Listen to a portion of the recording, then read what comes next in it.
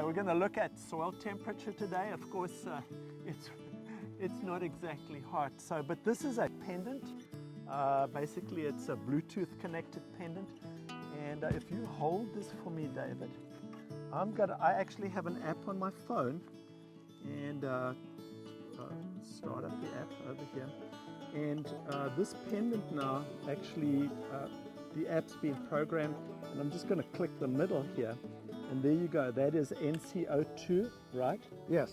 And so there you can see we've got a temperature of 80.03. And if we look at it, we'll also be able to see whether it's recording or not. Okay. So that's kind of, let me just do that again, and we'll get a shot of this. It's now 80.03, and I'm going to save that for these guys. So we're going to deploy a few pendants. We'll put one really on bare ground. We'll put one in some under the canopy, and then one a little bit away from the canopy. So we just wanted to look at that. We'll deploy them and then come back after we've had a few good sunny days. So do these measure, like take a measurement every 10 minutes or 20 minutes or something like that? Yeah, these are programmed to take a measurement every 10 minutes, and then basically I can export that CSV file to my phone. Okay. And pick that up and then create Excel charts. And so it's really nice to be able to see differences. So as a producer, why do I care about my temperature is? Well, think about walking on a beach, you know, at midday with bare feet. You're not going to be able to do that very easily. And in the same way, you know, once you get above 90 degrees and direct sunlight, you know, your soil temperatures can go up to 120 degrees or more. And that's going to kill off all but the toughest of microbes. You might have a few bacteria, thermophilic bacteria survive, but the majority of them are gone. So part of this is, part of the soil health principles keep the soil covered with a canopy or with a layer of residue. So how does that affect evaporation? It's obviously going to put stress on the plant as well. If you've got high soil temperatures, not only soil microbia, but then also it's going to, very high temperatures are going to increase evapotranspiration. More evapotranspiration is going to be a shorter time between rainfall events that something, you know, that your plants could dehydrate. Okay. So this is a pretty simple test. Most farmers could do something like this? Yeah, I think that cost me like $57. Okay. And so that's quite nice.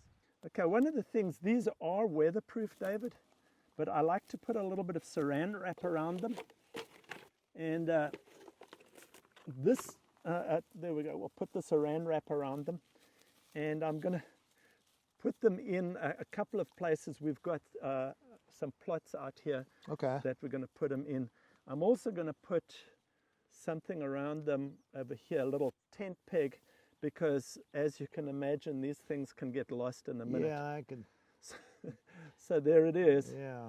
But to activate it again, let me just quickly.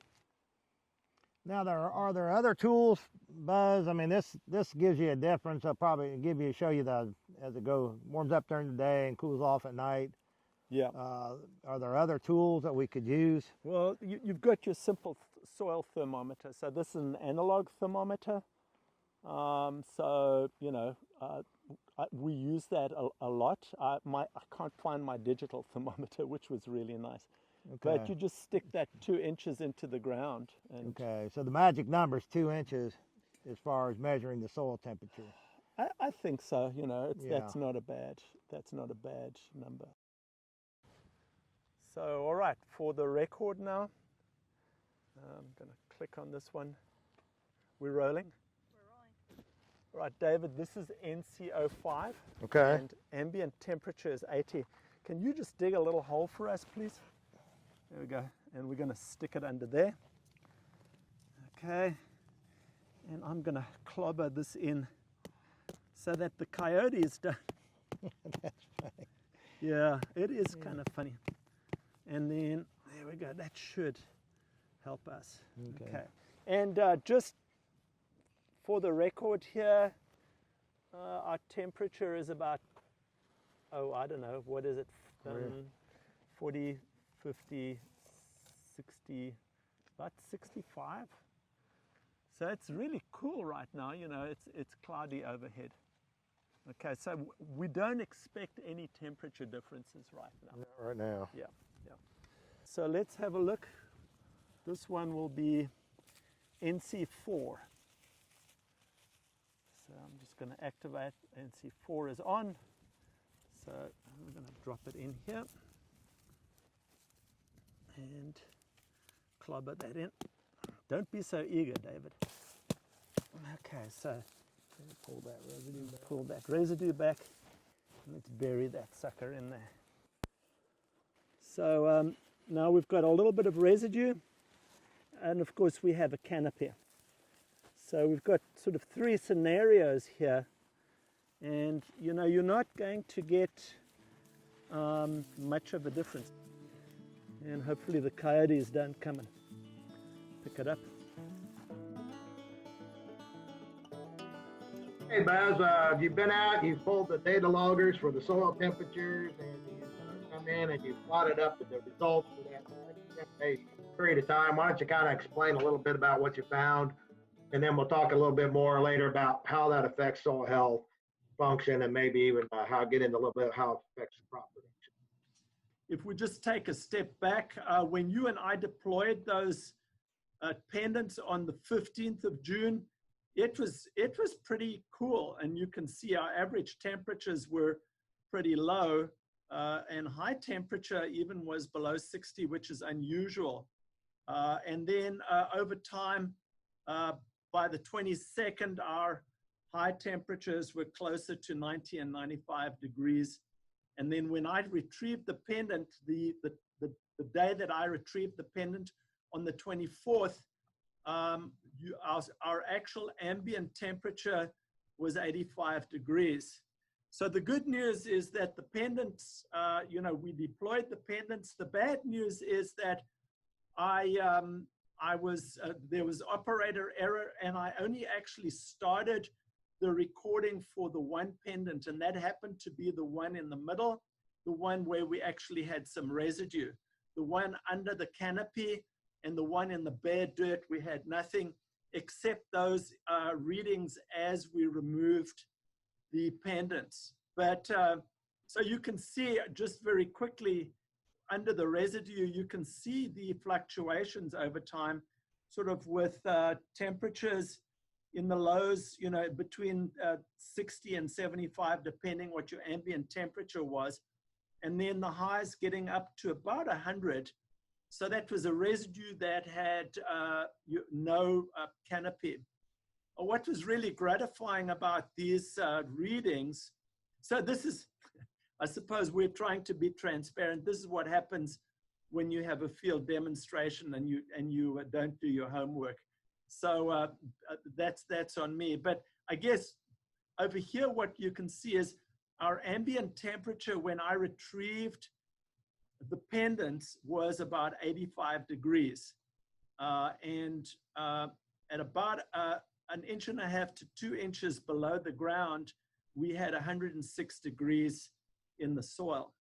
What was also interesting was that, you know, by sticking our regular analog soil probe in, it wasn't quite getting up to the sort of temperatures we were seeing here.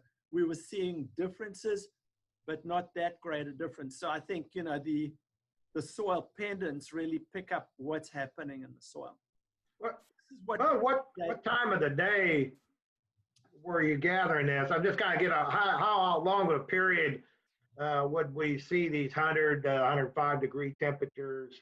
Yeah. You know, was it for like 2 hours, 3 hours? What are we seeing there? Right. I got the probes over here at about it must have been 2 o'clock. So if you have a look here, let me just. At this point, usually as it was still rising by 2 o'clock.